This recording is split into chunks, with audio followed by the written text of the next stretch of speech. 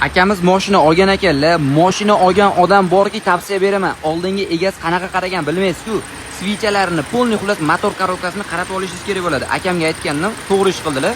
Svichalarni alishtirib berdik, mushtilar alishdi, zaslonkalarni tozalab, birato'la vozdux filtrlarigacha alishtirib berdik. O'rtacha 25 ming 30 mingni alishtirib turish kerak. Plus korobka tepayotgan bo'lgan mashina, chunki 120 ming atrofida yurgan. Korobka plus motorlarga programma qilib berdik. Kam yurayapti metanda deganda zo'r qilib ham yaxshi tortadi, rasxodini ham kamay qilib programmalarni qilib berganmiz. Bizda bilasizlar, kondisioner xizmati ham bor. Hozir kondisionerlarni ham ko'rib beraveringlar degandilar.